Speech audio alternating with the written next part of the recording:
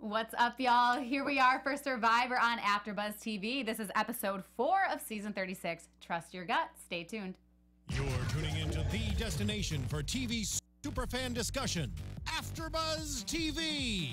And now, let the buzz begin. Hey, everybody, and welcome to Survivor on AFTERBUZZ TV. We have a full panel tonight, and we are so excited that you guys are joining us once again on Wednesday. I'm your host, Paige Bonanno, and I'm so happy that my full panel is here tonight. Who are you guys? I'm James Wallington. What's up, everybody? I'm Timothy Michael. What's up, everyone? I'm Michael Rippe. It's good to be back. Yes. Ghost Island, bringing back a newly deceased ghost. He's not too much of a ghost yet, but... I was basically on Ghost Island all season. You were for 3 episodes. We sent him every episode. We weren't trying to have you around. I'm back now. Thanks, everybody, for joining us in the live chat. Let us know what you thought about tonight's episode. What did you guys think overall? My original thoughts I was mentioning earlier is I thought this episode was, like, surprisingly slow until the end. But I know a lot of you guys didn't feel the same way. I loved it. I mean, I thought that the comeback in the immunity challenge was amazing. Yeah, I completely disagree with you. I thought that this episode was exciting. It wasn't as fast paced as I would have wanted it to be, but there were moves played. There were a lot of players that I find I'm more gravitating towards now. So I liked this episode a lot.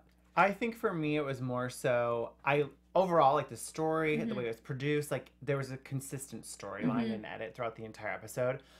But I was not happy with how it ended. Like I was so disappointed that to me it ruined the overall episode. I will be honest about that. Do you guys like want to talk about the ending now? I mean, since it was such a big thing, or do you want to just kind of go the way that we... Let's build up to it. Yeah. All right. I need to get back into those emotions. I need to give my raw opinion. Okay, well, first, Timothy, you said that, you know, a couple people had been standing out to you. You know, you saw a little bit more of people's gameplay. Yeah. Who in particular? Well, Laurel in the first the ring challenge, I thought that she displayed really awesome physical ability, which surprised me.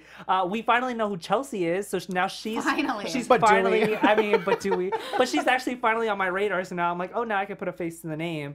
And Dom isn't as big of a I feel like he needed that like knock of a peg down, that kind of check to his ego to kind of put him on like a level playing field, and now I'm kind of like liking him a little bit more too. Well, I also think with Dom, he was so thrown at us, like he was so in our face from the first episode, and tonight he wasn't, and so I kind of enjoyed the balance of not so much Dom. Yeah, because I thought he was on the bottom. Like him a little bit more. Yeah. Yeah, so, that's a good I would point. agree. I mean, speaking of Dom, what did you guys think about him telling basically multiple people that he does have a real idol? Because last time we saw, he had said, I don't, you know, the idol was fake. But now he went first to Wendell, telling him that they had an idol, and second to Laurel and telling her that they have an idol. I mean, what do you guys think of that? I liked it because he's playing the game. I always like when someone's playing the game. So even though it was kind of, I mean, he's fibbing a little, but... I think maybe telling Wendell was a good strategy, but maybe not as much to Laurel. I don't know, just because I know what he was trying to do, but him and Wendell were completely on the bottom, so he kind of did that as more of like a, hey, dude, we're going to be able to make it. There's hope. But with Laurel, when he told her, it kind of seemed like, you know, she even was a little taken aback. Like, oh, so you did lie to us then, you know? I think playing devil's advocate on that point, Laurel actually went to Dom first and kind of said to him, hey, I don't really trust Chris, and I think I like you and Wendell more. So I think Dominic saw that as a window of opportunity of like, you're actually coming to me. This is my opportunity to be like, yeah, I'm going to come clean with you, because I would hope that this would set a foundation for us to work together moving forward. But like the thing is people never needed to, you know, I mean, even just a couple years ago, like, you don't need to come clean to everybody that's on your side and tell them you have an idol. Like, he could work with Laurel and not tell her and still hide the fact that he has an idol, because that's Survivor. You can hide the fact that you have an idol, because normally you're not supposed to even tell anybody. But I feel like we look at Survivor now and we go, they're going to tell everybody they have an idol. Right, it's like it never fails. Everybody always tells everybody. Mostly all of the guys, and we've already talked about this in past episodes, but mostly the guys have the bigger mouths. They usually tell everybody that they have an idol. And also, I think earlier in the season, that's usually more apt to tell people because there's more people to share that information with, and you think it might help you get a little bit further. I think later in the game, you're more usually used to kind of like withholding the information. I think. Yeah. And in this game, knowledge is power. So the more people you tell, they can use that against you. Where if you didn't tell anyone, you might overhear a conversation where your name is in someone's mouth, and then you're like, oh shoot, maybe I should start playing more defensively and play my idol tonight. You don't really have that opportunity if everyone knows you have an idol because no one's going to be upfront with you. But then at the same time, it's a game of trust. So if you telling somebody you have an idol, that's a huge kind of like leap forward in the trust department, because you don't know these people from Adam. So for you to sit there and tell them, hey, I have a very, big part of the game in my pocket right now, just, kind of puts people on your side a little bit. But then at the same time, you're right. It could make you a target. Yeah, no, those are all good points. What do you guys think? I do love that we saw more of Laurel tonight, and I think the start of the episode kind of set the tone for me of like, because she's on my fantasy draft, and we also last week were like, who is Laurel? I liked what Dom said, because Dom was like, wow, like Laurel approaching me is showing that she's here to play, and there's definitely a gamer in her, and I would be very curious to see Jonathan and Laurel teaming up with Wendell and Dominic, because I think that foursome could be very interesting. Just because they seem so opposite. All four of them are so opposite outside the game that it would be fascinating. That would actually be a really fun one, especially like the Dominic and Jonathan. Yeah, I feel like there's something brewing with those. Something brewing. Laurel mentioned tonight that she didn't want really Chris to be in charge, and she's ready to make her name in the game. Well, I mean, speaking of Laurel, I mean, can we just talk about how good she did in that reward challenge? Like, she killed it. And also, she said she was a D1 athlete. Yeah. At Yale? At Yale. It's not enough that you're a D1 athlete. You're a D1 athlete at Yale. Yeah. Like, you're smart and athletic. This made me extremely jealous of James, because you have her on your team. Because I wanted her, and then you picked her last week, but I was extremely jealous that you have her. I got excited because I was like, yes, I'm glad I picked you. But I think there's a reason why they showed us that soundbite, because she did say, yeah, I'm from Yale, and I'm a Division I athlete.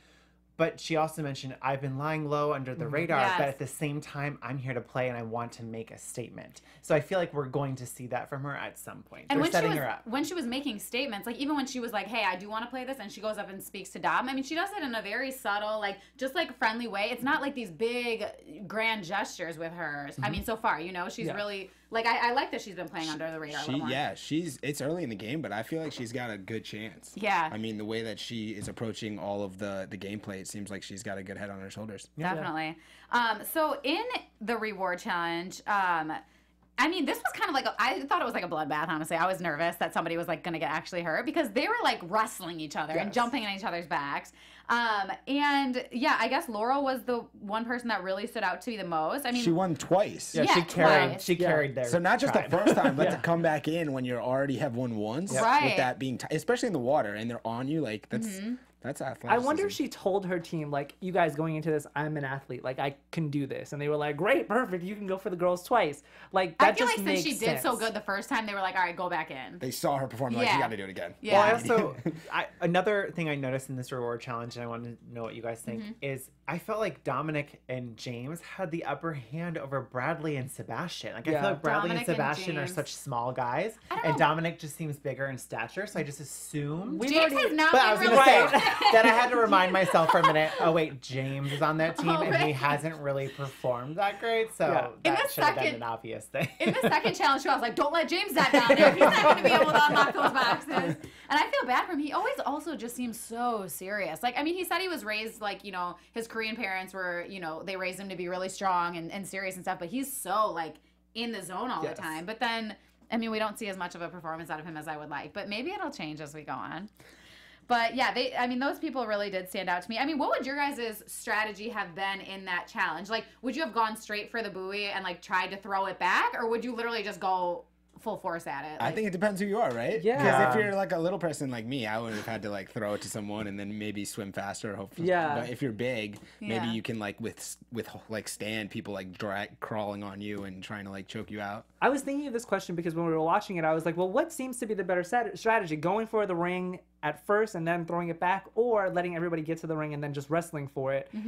And it seemed like both kind of methods worked just fine. I liked I forgot who was on Malolo who said it, but they kept saying get their feet from under them, and I was like, how do you like get the upper hand in this? Oh, when it's the feet, like I don't really understand. I wonder if you could like just like get up on it and then just like literally kick them. Like I guess you have to get their feet up and then drag them through the water. Well, because if your feet are up, then you don't have as much like power in the water. Yeah, of course. You can just be dragged. Yeah, I don't know though. I mean, I feel like going all the way back there, then you have to fight all the way back to the thing. Like, just kind of like, you know, stagger a little. I've been sitting here trying to think what I think I would do in that situation, and I feel like it would either go one of two ways. I feel like there's definitely a benefit to sit back and kind of watch. It's like if you were in the wild and you were hunting your prey, you kind of want to sit back and watch their moves to see kind of like their mannerisms or their body language to figure out what their weakness might be, and then go for it. Because if you go too far, you might lose it. Right, but then at the same time, it's like having a goalie position. Like you want to stand in front of somebody's ring, so you let those two go front, and then if they come back, then you kind of divert them. But then at the same time, if they're wrestling for the ring, the stronger person's obviously going to win. So you want your teammate to help you. It's like a double-edged sword. Like you want to block your posts, but you also want to go for the goal. So it's there was a post. Oh, go ahead. I was gonna say, I mentioned this to you guys off camera last week, but I did a Survivor charity event last summer, and I actually got to play Survivor over the course of a weekend with Brett and Sunday from Millennials versus Gen X. Oh my god! And one of the challenges was actually diving into a pool and grabbing a ball and wrestling it and putting it into a basket. And I actually think I was the more aggressive one, and I went for the ball because I felt like it gave you that upper edge to just go for it. It was with Sunday. You kind of already had a goal in Sunday sight. and who again? I didn't really hear anything you said. I just heard that you were playing the challenges. What was their strategy? I think in the way the pool was set up, it was more dive in and grab it, and because you could get to the basket first. But I felt like maybe the more aggressive approach is the strategy. Did anybody get hurt? Because I'm on Paige's level. When they always introduce these physical challenges, I'm always worried that somebody's going to get like choking Laurel. Elbowed in the nose or the eye, or somebody's going to get hurt and get it medevaced out. Like I'm always worried. There was something. It was like a fun post on Instagram that it was. I think it was on the Survivor Instagram. I didn't watch the whole thing, but if you guys want to go check it out, they like had the Dream Team showing that challenge and like kind of like the ins and outs behind the challenge. The challenge producer was showing it, so that's kind of cool if you guys want to check it out on Instagram. I'm really confused though with this challenge. Why they changed up the protocol for Ghost Island? Did they make that clear? Because why all of a sudden are you sending someone to Ghost Island before the immunity challenge and then they come back for immunity when it's not been like that the first time? Right. No, that's a great point. Did I miss something? No, they never. I mean, yeah, that was a question. I thought they just changed it up. Yeah, but why? Yeah, what's the point? Is it gonna be like that moving forward? Like I need answers. They should have done that. It's like either do that from the beginning or don't do it, or explain it to us why you're doing it this time. Because poor Kellen. You know, I feel like there's an advantage to going to Ghost Island. Not only do you get the opportunity potentially to play the game, you don't get voted out, or you get immune for a round and don't have to go to tribal council. Right. That's an advantage. Kellen didn't get that option like the first three people did when they went to Ghost Island. To me, it didn't really seem fair. Right, but then at the same time, when they don't explain something like this, it just makes me go to like straight conspiracy theories because like we obviously found out what happened with Kellen, and Kellen didn't go for the challenge, so she had her vote, and then they lost the immunity challenge, so they had to go to tribal, and then it's 4-4. You're right. So it's like if Kellen wasn't there, it would have been 4-4. But then since she was there, they had the numbers. Like it just like makes me go straight to conspiracy theories. If she would have lost her vote, then it would have. It couldn't have been set up more beautifully. That's what I'm saying. Yeah, it was very poetic how the story played out tonight for Kellen. Yes, that's true. Well, it's probably like, like the producers must see and ahead of time, like this is where the numbers lie. Like let someone send somebody to Ghost Island. But then why did they do that last round? Yeah, and then how would the producers know that they would have lost the immunity challenge? Right. It could have been a production flub where it was like, oh shoot, you know, like we had something happen where we can't have them on there for too long. But I just wish they would have given a little bit more backstory because you're right. Then conspiracies start to develop and it makes the people question the integrity of the show. I'm not, but I think some people could. Yeah, what do you guys think? Let us know if you know any more about this or if you thought it was a good idea or not. With Kellen at Ghost Island, I mean, like you guys said, I thought it was kind of like bad timing for her. Like, I mean, it obviously worked out, but like it kind of sucks if you're going to Ghost Island that you're going to go at a time like this. But something weird also that I thought is like, I mean, maybe I didn't understand this from the start, but that are they going to be playing the exact same game every time? You either don't get to play or it's you can give up your vote for an advantage. The advantage might be different, but the game's the same. Yeah, it's kind of anticlimactic. Yeah, like it's very anticlimactic. Because we saw it the first time where Jacob could either get the advantage or lose the vote, and then the next two people didn't get to play. So I was like, okay, it's going to be a different game every time, and they had the same game this time, and I was like, well, what's the point? Well, that's. Oh, sorry. Go ahead. What did you think of Kellen's decision tonight? I think there's something beautiful in the decision she made. You know, that is the game of Survivor. You have a choice, and for her, either way, it was going to be a risk. And tonight it paid out. But I feel like if you're there to play Survivor, take the risk. But in her mind, in her perception, she did. But I mean, if she had taken that risk and lost her vote, then they would have been tied at the immunity. That's true. Challenge. I mean, at the But tribal she did council, take a and then risk. and then just saying they would have been pissed at her because then she would have had to been like, "Why are we Explain tied?" herself. Right. So then they probably would have been mad at her, and that could have put a target on Yeah. her back. So maybe overall Like she you made the right seriously decision. risked Yeah, I losing guess your vote. Right. I guess what I was really wondering is if you were in that position and not Yeah. being Kellen, would you play the game or would you pass? I think I would have passed. I would have taken it. I would have passed. I would've Oh no, I passed. would have taken it. For I'd the like. same reason Kellen had. Because Good. I wouldn't want to have had explained myself like, oh, I almost took something for me. Because then my group back at camp, which seems like they're a pretty strong fivesome, they would question after, well, you didn't get to vote, which is why we just lost a member of our own team. You weren't looking out for us, you were looking out for yourself. And at the beginning, it's a team game. Team game, Right, You right. can't think selfishly. Right, but then at the same time, it's thinking about yourself early that might get you to the end. True. So, But I mean, think her move that she did make tonight Yes. could set her up to get her May vote. help her get to the Yes. end by Yeah. yes, making yes, a yes, of course. But if she had gotten that whatever the advantage would have been, it could have even taken her further. Okay, what kind of advantages do you guys think that there are? I mean, we obviously saw the legacy. What other things could potentially be in there? What are other things extra vote? that Yeah, extra people votes. have gone home with in their pockets? Immunity what at other a things? I certain mean, period. say that Kellen would have gotten an extra vote. You know, I mean, Yeah. I guess she didn't really need it because she was on the top. But what if it would have been somebody else that was in the 4 instead of the 5? I mean, maybe then. I think the extra vote is definitely a good one, or taking away someone's vote. I know Ooh, they've yeah. done that before. Mm-hmm. Or maybe like they'll incorporate again because it is about past things, but maybe they'll just incorporate a hidden immunity in a challenge, and then they give that person the heads up of like, Yep. in the next immunity gonna challenge, be you could under- find an immunity here. But again, it's still too many immunities. Like there Yeah. needs to be something different than a hidden immunity. It's item. just so far, like you've said, it's a little anticlimactic. And like, I mean, the legacy advantage means nothing to me because it hasn't been played ever. Yeah. Or the last time we saw it at least. So it means nothing to me. And now they Right. haven't played any other challenges. And I'm like, what the hell is going on at Ghost Island? Like, Right. give us something. What if one of the advantages were you know when somebody else has a hidden immunity idol? How do you know? Like, the producer comes to whisper? Yeah. Like, you know, they put it in your bag. Like, this Yeah. person has a hidden immunity. Like they do with the legacy Would you even advantage. trust like, it though? Like, I would tell. Yeah, what if someone else wrote is it? this real? I mean, or they've is never this done not- it before, so I nobody know. would really be on that page. I also so. feel like that would affect someone else's game too much.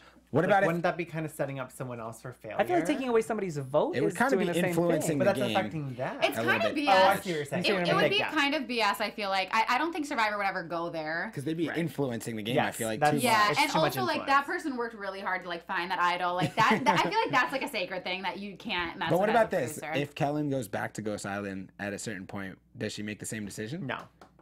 I think she'll. I Trust her think, gut in the moment then too. I think when it gets closer to the individual game, Maybe then she plays it. hopefully she'll start playing it. Yeah. Because tonight she thought about her team. Yeah. Which Maybe- I think at the early stages is Smart. the smart. I mean, she was route talking to about go. trusting her gut too, and like, I mean, obviously her gut was just, you know, you always have to go with your gut. Yeah. But also the fact that she was, sorry, real quick, like with The Rock, and she was like talking about how she was gonna go to Ghost Island, And then she went got to, it. That just once again brings me to conspiracy theories because No I'm like, way. No. how She did was you doing it even? as she find- was no, digging in no, there. I There's no know, way. I know, but I'm just like goes back to like, damn, this episode was literally perfect. It was so. I feel like producers when they were watching on the monitors, probably on the They're like, sidelines, were "High freaking out. fiving." Like, thank God, this is going to be so great to edit. This is beautiful. Yeah. It was awesome. The one thing I will say I appreciate about Ghost Island is not necessarily game related, but story related. We as viewers get an opportunity to really see below the surface of them as a player. Like we got to know Kellen tonight, Yeah. and she's very true to herself, and she's clearly gone through. You know, she got divorced. She went back to grad school. yeah. We got to see Kellen as Kellen and not Kellen as a survivor, just like we did Chris last week and Donathan the week before. We're getting to know them as Yeah. who they are. Yeah. And I love that. And that's how I kind of, like, I was saying tonight, I mean, Chris is a little annoying when he's playing, but, like, when we saw him at Ghost Island, like, I did like that we got that underneath sense. Because a lot of times we'll go through so many people and never even really get that, like, you know, real sense of who they are. Yes. Going into immunity, I mean, talk about a huge comeback, first of all. They were so far behind, and I thought this was kind of a cool challenge, too. And you really got a chance to even come back with those little balls that, you know, sitting on that ledge. Yeah. I feel like they've been doing that a lot lately with those balance, like Yeah, throwing yeah, the ball and yeah. balancing Yeah. on the top. Yeah. Was there anyone in this challenge that you guys felt like really stuck out, or, you know? Well, I thought Chris helped make the comeback. I mean, he struggled at the start, but also I would have liked to see just in general where they give you a little bit more information. How much does the chest weigh? Oh my that'd God. be- Like it would That'd be, be they're like Jeff says, oh, it's a heavy chest, but like, what is that? If you could tell us, like maybe more clarity on what's going on, Well, because yeah. then you see them like pushing it, struggling. Okay, I get it. Like, yeah.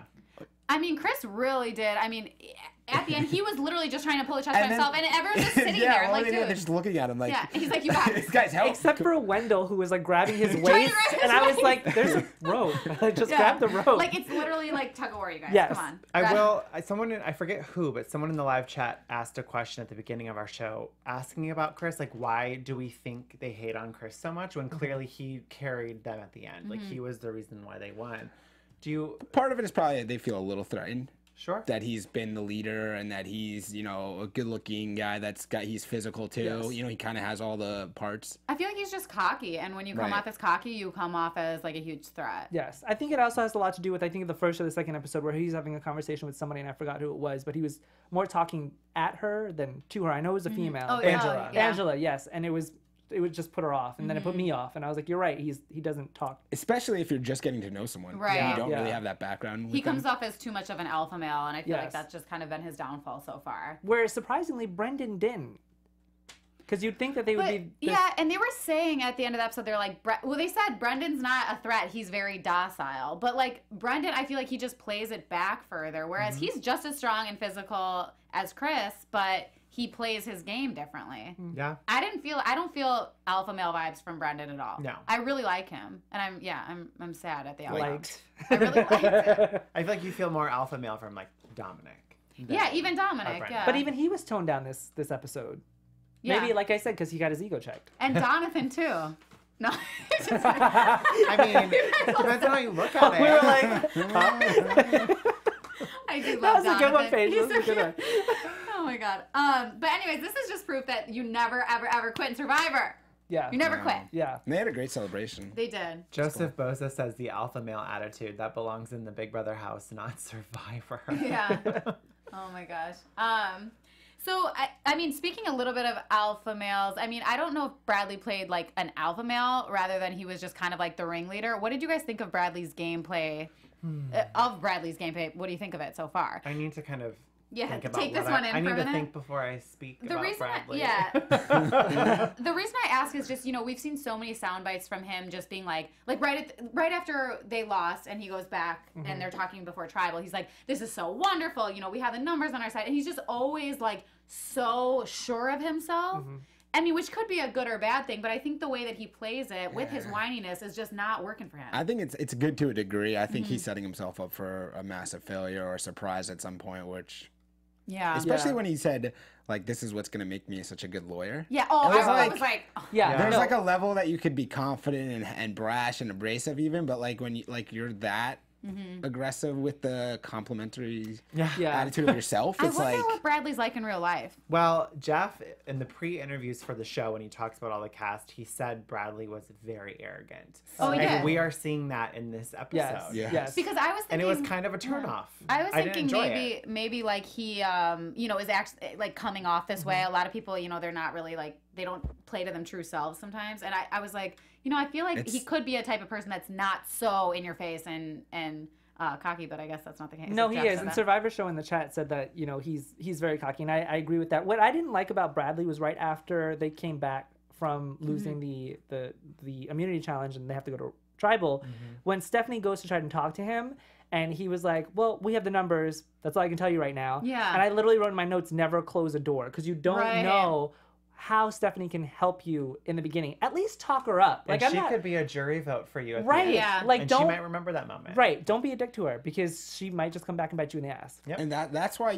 when you are that confident, or even like when it borders on cocky, you got to have a little humility, because then you Right. can see these areas that may be the difference between winning and losing down the road. And I agree. I can't remember the names, but wasn't he like comparing himself Yes. to two really good players? Boston Rob Yeah. and Kim Spradlin. Like, okay, dude. And Sheena123 just said, also Bradley brought up he was the new Kim Spradlin. And I put that in my notes too. I'm sorry, first off, Boston Rob and Kim Spradlin had a social game. Yes. What I'm seeing from Bradley tonight has no social game. He's too arrogant. He's not someone I want to vote for at the end if I was playing with him, just from what we're seeing. So Yeah. it's like, if you're really a Kim Spradlin, you can be in control with people still liking you. Right. Mm-hmm. Yes. You're not giving me that vibe at all. Boston Rob, it took him 4 seasons to actually win one. So, Bradley, that's not one you really want to aspire to be, in my opinion. I think what we've noticed from the people that have been voted out so far is they all didn't have social games.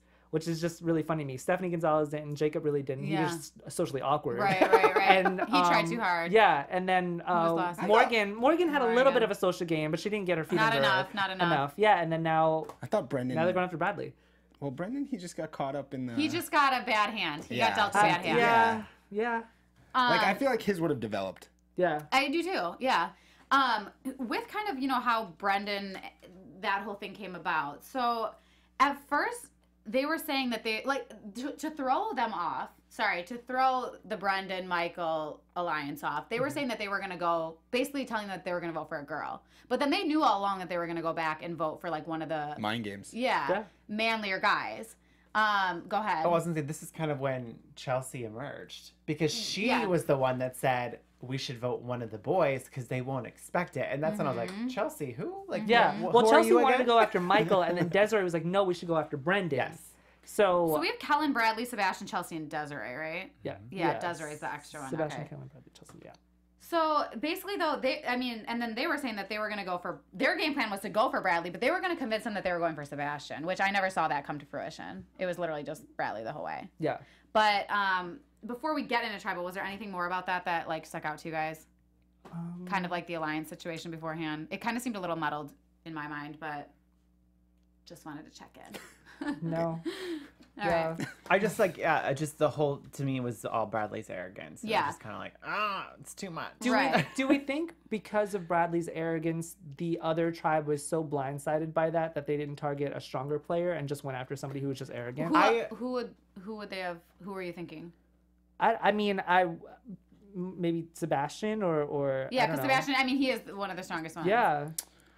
I feel like they kind of had a coordinated attack on Bradley. Yeah. No, yeah, I was just asking, why... I feel like they planned it out, thought it through, and thought that was going to be their best opportunity because he was probably the one that's the most divisive on the group that maybe you could put some thoughts into their heads to say, okay, I can get someone to switch. They also said at Tribal that he was like the ringleader. Yeah. So I think that was kind of it. It's more so to rattle his bones a little bit because he was a little too full of himself and thought he had it. So it's like giving him a moment of doubt makes him a little bit weaker of a player. And hoping that maybe someone inside of their alliance will see it, maybe this is the time to make the move. Yeah, and at Tribal, Jeff had asked, was there any sense of, trying to infiltrate this group? And Stephanie kind of called out, well, there was, but Bradley, he let us know very much, like, where everybody stood on his team. Right. Which is also funny because if you really think about it, do you view him as the ringleader tonight? Because I feel like it was more Chelsea and Desiree's doing. Yeah. But they were under the radar leading, whereas Bradley's loud and out there. So everybody but I think Bradley thinks he is the ringleader. Smarter by the girls. The girls are playing the smart game, like having him take the fire. Yeah. But they're making the decisions. And he never said, he loved being the ringleader until it was brought up at Tribal. And he was like, well, I don't really see myself as a ringleader. He started feeling heat. Yeah, he started feeling heat. Well, another thing that was brought up at Tribal from Bradley was he said, I've tried to talk to these people, and then Stephanie's face is like, what? And then he threw in like a babysitter. So I was like, yeah, what? Now you're just throwing in like these quips to people. Thank you. Yeah. Well, can we just talk about Michael's little situation that he did there? I thought it was brilliant. Yes. With the idol. So basically he said, he pulls out the idol and says, this isn't going to happen tonight because we have 2 idols to play. This is double. Which was brilliant. Brilliant. Yeah. It was really good. And so he is calling the shots basically at Tribal saying, you know what, you guys are 5 strong, but Chelsea and Sebastian are at the bottom. So I just want you guys to know that. And he gives them an opportunity to come on his side. What did you guys think of his play right there? I thought it was interesting because now I'm worried, or not worried, just interested to see if the other players on that tribe thought maybe they should have targeted Michael instead of Brendan, because clearly Michael's got some tricks up his sleeve and he's a little bit smarter than Brendan. I think that's coming. Smart? Because I feel like his move tonight was not. Really? It's like he set himself. Yeah, he had such momentum, and then when he played it on Stephanie, I was like, now you lost me as a player. See, it just wasn't smart. They did convince him that they were going for one of the girls. But my thing is, what if they would have went for Michael? Then he would have lost. Then he would have just replayed that stupid thing, that stupid immunity that the other guy lost. He said, I need to reverse the curse. Here's where I'm confused because Michael gave an amazing speech. Like if I was there and I was in Navidi and he said exactly as he said, and I'm a super fan and I know Survivor China and I remember that James went home with 2 idols in his pocket. If he had said that to me and I thought, oh my God, he gets to play that on 2 people, that's too much of a risk. I'm jumping ship because after this, those 4 will want to work with me moving forward. You know what I mean? Like that would have been an opportunity to jump ship, in my opinion. So I think Chelsea and Sebastian either didn't see Survivor China, so they probably were like, what do you mean you get to play that on 2 people? And they didn't know the depth of the history of that idol.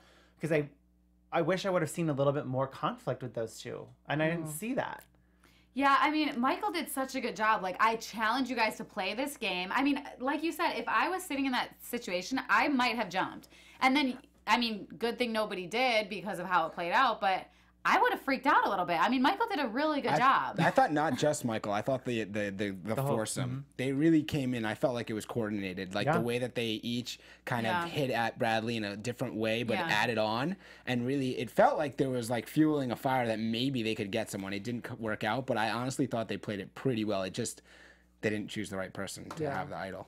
Bria in the live chat was saying that she thought the idol was good for 2 people. Like, that's how believable it was. I kept asking, like, is this really for 2? Because he was confident. He came off really, like, it sounded like it was like, he had me believing. Well, in his interview before they even went to Tribal, he said, I'm going to tell a lie and I'm going to extend the power of this See, idol. So I knew, I was like, what's he going to do? So when he said it's for 2 people, I was like, oh, that's pretty good. Which is why I don't think Sebastian or Chelsea saw Survivor China. Because if you were a super fan, you would have been a little bit more scared than you were in that Tribal council moment. That's when maybe not being that smart or having as much information can actually help you. Yeah. True. And I mean, to the other alliance's credit, you know, like Kellen says, hey, you know what? We are all going to be talking smack right now. Like, the claws are coming out. And that's so many times in last minute tribals like that. We see people scrambling, going whispering each other's ears. And it's like, Kellen's side, they stayed strong. They were just like, we know what we're doing, so we're not going to be rattled by this. Yeah, I will say this. This is one of the most exciting tribals that I've ever seen. And there wasn't any of that last minute whispering or pulling people aside. It was just pure good, like, Survivor tribal council.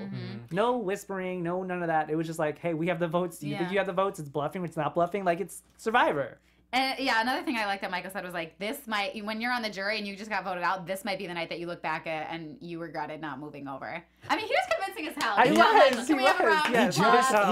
It would have been an all-time move if he had given the idol to Brendan. Then it would have been like one for the, like. But if I was, okay, so if you guys were Michael, would you have given the idol to Brendan? What would you have done? I would have kept it for myself. That's for damn sure. I mentioned it when I came in tonight, but what was confusing, and again, this could have been just how it was edited, but Michael said, I'm playing this on myself and Brendan tonight. Right. And then looked back, and I was like, that's brilliant. You're taking a moment to read the room and figure out where they put their votes on. Bradley's reaction, again, it could be the edit, would have been enough for me to realize, oh, clearly they voted for one of the 2 boys because he literally looked nervous. Okay. So I would have taken the risk to play it on myself or Brendan. Okay, but who would you have played it on, though? That's tough. I would have played it on myself, I right? Think, because I don't want to go home. Either way, Brendan's but that going would have been home. a smarter move than giving it to just Stephanie for no reason. Yeah, I just didn't think that was smart. I guess. I mean, we didn't see that conversation beforehand, but their argument that they were voting Stephanie out, or when they heard stuff around camp, must have been pretty convincing. Because, you know, even towards the end, he says he genuinely thought that Stephanie was going home. You know, it's not like he was like trying to, you know, just be like, I'm not going to play it for that person. There's a lot of extenuating circumstances when you ask a question like that because you're like, oh, who would you play it with? But we're not at camp 24/7 like they are. They could have heard something. Yeah, and that's a great point though. Like looking back and reading the room, I mean, it could have gone either way, but I still feel like I would have had to play it for myself. I mean, it all came for naught. Yeah, either way, Brendan really did home. And I feel like, to be honest, I think he's in a tough position now because he showed that he's actually pretty confident and well-spoken and like he could be trouble. And so I think that they're going to be coming for him. Yeah. Surprisingly, a lot of people in the live chat are saying that they would have jumped alliances hearing Michael's speech. So it would have been an opportunity, just like Laurel saw an opportunity back on the new Navidi camp that, oh, you know, Dominic and Wendell are 2 people I like and they're worth working with. It's not about tribal lines anymore. When you get to the merge, it's not going to be about old tribe or new tribe. It's individual. So when you see an opportunity, jump for it. And that would have been an opportunity for Chelsea and Sebastian to be like, you know what, moving forward, I could work with these 4 and we might be the final 6 together. I don't know. I don't know. They just all seem like they're having fun, and I am excited to see how much more fun they can have. Speaking of fun, really quick, if you want to have fun, learn, and grow in all areas of your life, for those who do, we've got a podcast for you, Conversations with Maria Menounos. podcast edition is hosted by our very own AfterBuzz TV founder, Maria Menounos, and drops every Friday on iTunes. Conversations with Maria Menounos features celebrity and influencer interviews along with secrets and tips on how to be better in all aspects of life, from health and wellness to career and relationships, finances, and more. Let our Maria be the big sister that you've never had. Just go to iTunes and subscribe to Conversations with Maria Menounos for free, and be sure to rate and comment when you do. Let Maria know it was us, her AfterBuzzers, who sent you to her. Conversations with Maria Menounos, Fridays, podcast edition. Check it out, guys. Woo! Check that out. Another quick question before we go into like predictions and whatnot. So the people now, I mean, so Stephanie, Brendan, Michael, and Jenna are together, and now Brendan's obviously gone, so we have 3. So do the other 5 think that he still has an immunity idol to play, or does he think he gave up 2 votes just to play 1 for Stephanie? Oh, that's a good question. I think that they don't. I think they're gonna think he doesn't have an idol, Right. because he said this could save 2 of us. So they're gonna think that he's an idiot and he played it for 1 person when he could have played it for 2. I'm sure they're gonna go back to camp and he's gonna be like, "No, I was bluffing you guys. It was only for 1 person, and I played it for 1 person." You think? Yeah, because I'd rather just come forward and be like, "Hey, I played it for 1 person like I was supposed to," rather than, "Oh, I only played it for 1 person, but I could have played it for 2." Like that just makes you look stupid. Yeah, I'd rather them think I was just bluffing in the moment than think I'm like an idiot. Yeah, But I think he might just enough. Well, I think he might also. Yeah, I think he's just gonna describe it as I just chose to play it for 1. I could have played it for 2, or something. I don't know. I think he's gonna try to spin it. I don't know. I think he's gonna come straight about it. If when you we could go have back. played it for 2, then I was gonna I would have say, been like, I would have voted so you. And Stephanie, right? Yeah, you're right. I mean, as I either said, way, I realize If he plays his card right, he can make it seem like he has the second James idol. If he plays his card right, maybe someone might buy it. Maybe. Joseph Boza in the chat said he's the biggest moron. No matter if it's for 1 or 2, he's screwed. And I'm going to disagree with that because I feel like, as much as we didn't like how he ultimately played the idol, he did try something. Yes. Like he did throw it out there. He had us all believing that his story. So as much as we can say, we can put faults on you didn't play it right, at the end of the day, you did. You were smart enough to make this whole speech about this idol and have everybody believe it. I thought that speech was brilliant. I think what he did with it at the end wasn't correct, but Also, we're over here like second yeah, we're over guessing here it. looking at him like, right. So. Right. Hey, Yeah. at the end of the day, Michael didn't go home. Yeah, So that's true. Yeah, And I lucky think- he could have. Overall, yes. What you said at the beginning, the episode was exciting. As a viewer, selfishly, I was not happy with the outcome. I would have loved to have seen Bradley go home. And I'm sure Bradley's a great guy in real life. Yeah. But him as a player, when you're that arrogant, it's kind of fun to see you get blindsided. Yeah. And I was hoping for it. Yeah. Agreed. So Brendan was one of our floaters in the draft. So Yes. nobody lost him, which Nobody is took good. a hit tonight. Nobody took a hit. Should we get into predictions? Yes. Do you guys have any other like news or gossip about Survivor that we should share before we get into predictions? You're James? looking at me. Fine. Okay, so don't twist my arm. Okay, so last Wow, that week. took a lot of convincing. Oh, we have one for that. Okay. I don't think anything's been like confirmed or announced, whatever, but like if you are good on social media, you could probably figure it out. Last week I had pointed out that if you go to 2 of the cast members' Twitters, there's some insinuating captions in their bios that make it seem like they may be in love or they're dating since may be the in love. experience. I'm going to call it out. I think Sebastian and Jenna are dating. I Oh, think it's for they've sure. been dating since the show, and the preview for next week clearly shows that. Sebastian's Instagram and Twitter are mermaid, something relating to mermaids, and Jenna's bio says, I love a mermaid. So it's a little obvious, and I follow them on social media, and I've seen them together since the show filmed, so I'm Yeah. going to say that they are definitely going to be a little island love affair. I've been creeping on their Instagrams a little bit too. And it looks like even though they don't post stuff of each other, it's like they post something where like they're in the same location and it's like clearly you're cuddling with somebody or whatever. I'm laughing at Sheena123's comment. Who is more annoying, Bradley or Abby Abby Maria? Maria? Oh, so- Abby Maria. Okay, I would have Abby to Maria. say that's a Remember really her? tough question Yes. because I feel like they're both annoying for different reasons. Abby Maria was just loud and abrasive and obnoxious when I feel like she didn't have a reason to be. Remember And how then Bradley is passionate? just kind of arrogant, and both of those qualities are turnoffs. So it's hard to pick one. I'm going to that's say more Abby annoying. Maria because she got on my nerves. Do you guys too. remember how far Abby Maria made Yes. it? Like, Yeah, she was she supposed to go on surprised the me. first vote. Everybody wanted to take her because they didn't think that she was actually going to make she it in was the end. The so worst. And don't get me wrong, they both make great television. Yes. I'm not going to deny that, but they are annoying. See, that I disagree with you on. I think Abby Maria made better television, whereas Bradley, you're just like, oh, get off my screen. Yeah, a little bit. Yeah, I could see that. Okay, so now into predictions. Your So next week, AfterBuzz TV what was predictions. what was the preview? We saw the Chelsea thing, or I mean the Jenna Sebastian thing. What Right. else We did also see? saw Chris and Donathan maybe kind of getting together or maybe forming some Okay, kind of yeah. alliance, which is interesting because in the beginning of this episode, we saw Laurel and Donathan having a conversation where they were debating on whether they want to go with Chris or Wendell, and Donathan and Laurel both said that they would rather go with Wendell instead of Chris because they trust Wendell more. Mm-hmm. So based on this preview, I'm like, maybe Donathan's having second thoughts. Maybe, I don't know. Sorry, real quick. Sheena went to the live chat said, Paige, you think Sebastian looks like Joe? And honestly, at first, remember, I did a little bit. did. And then as we moved on, I was like, no. He doesn't Yeah. look like Joe. He doesn't No, look like he Joe. doesn't look like He Joe. like does at first glance just because they have like long hair and they're both tan and with good abs. But like, Yeah. Yeah. No. No. they don't look alike. No, they don't look alike. Sheena, 1, 2, 3. Is he on your fantasy draft team? He's on mine. Sebastian. Oh, who's on yours? I need to remember who's on mine, Yeah. but I don't at the moment. Yeah. Well, you should probably write all those down again. Yeah, I wrote them and then I lost the paper. Well, let us know what you guys think. If you guys think that there's anything exciting going on for next week, or if you find out any news and gossip, let us know. Who I would be curious to know, since we have a little bit more time, who do you feel like is the front runner to win right now? I think it's Laurel. Okay. I was gonna say tonight something about Laurel changed my. I think right now tonight, if not, Chris would be up there, but I think he's more of a threat at this point. So Yeah. it's like he's too.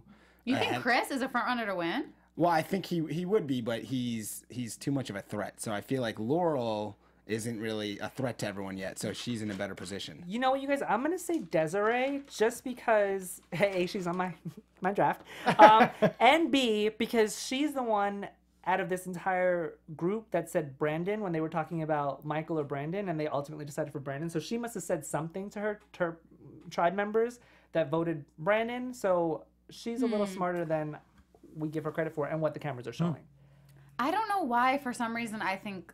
I mean, between the two women that we just said, Desiree and Laura, I think Laura would make it farther. Yeah. I don't know why. It's like a gut feeling. I feel like you're only saying that though because of this episode, because it was so centered Could around be. It Laura could and be. how much of a Definitely. standout That she could was. be saying true. because of tonight's episode. Yeah, no, of course, and that's understandable. But I feel like it's doing a disservice to Desiree because we haven't really seen anything from her, which is a good thing because she's flying under the radar, just like Laurel is, except for she's doing it longer than Laurel is. Yeah. I think Dominic may get further than we think. A lot of people I- in the chat are talking Oh, about To really? it. me, Dominic's the new Ben. I Who's think it's also predictable on my Dominic will be fantasy at the draft. end. Thank you. Oh, and also Kellen was my first draft, and Yeah. I think that she could do very well. Yeah, I I could see agree. her in the top 3 for sure. She's great. Yeah. Yeah. I think Dominic is the new Brad, or new Ben, excuse me. I think that Dominic will be in the final 3. Just Really? based on the edit and his attitude, I just feel like he is the prototype for a finale. Maybe And it's like I think Laurel is definitely a strong shot. Desiree is confusing to me because we don't know much about her Right. gameplay, and I feel like if someone's going to win, there needs to be a consistent, at least some kind of arc with the player. So she's a wild card, but I would like to see her do well. Like Dominic, Kellen, and Laurel would be cool. If those 3 made it to the end, it would be awesome, and I feel like that to me is worthy of Laurel winning because that was her doing. She's trying to put that together. Yeah, There's a lot of time to go. yeah. It's only day It's only day 10. 10. Yeah. Day 12 at the end of this. Yeah, Day 12 for them. Yeah. Wow. So we have 16 people left, I think. 16. Oh, I love Survivor. Do you guys think there's going to be another tribe swap that happens soon? I would like to see one. I would say maybe like not next week. The Maybe week not. after. Maybe not even the week after. But I think I would say either the week after or the week after that. Okay. Yeah, Yeah, within the like next 2 weeks. I think 2 2 to more 3 episodes, weeks. yeah. Yeah, for sure. Well, any last thoughts before we wrap up? Very good show. Yeah, I'm excited. This is a very exciting episode. for me. Yeah, definitely. I'm going to be out the next 2 weeks, and I think you're out next week as well. Not next week, but the following. Oh, okay. So anyways, just letting you guys know that I'm not going to be here for the next 2 weeks, but you guys will hold down the panel. It will be good. So make sure you guys join. Thank you to everybody joining us in the live chat. You guys make our show what it is, and make sure to give us a like, subscribe, and let us know how we're doing in the comments on YouTube. Thanks, everybody. I am Paige Bonanno. And I'm James Wallington. You can find me on Twitter at James Wallington or on Instagram at Where's Wallington. Once again, thanks everybody in the chat. I am Timothy Michael. You can find me everywhere at I am Timothy Mike. And I'm Mike Rippe. You can catch me on social media at Mike Rips. All right, y'all. See you next week. Bye, guys. From executive producers Maria Menounos, Kevin Undergaro, Phil Svitek, and the entire AfterBuzz TV staff, we would like to thank you for listening to the AfterBuzz TV network. To watch or listen to other after shows and post comments or questions, be sure to visit AfterBuzzTV.com. I'm Sir Richard Wentworth, and this has been a presentation of AfterBuzz TV. Buzz you later. The views expressed herein are those of the hosts only and do not necessarily reflect the views of AfterBuzz TV or its owners or principals.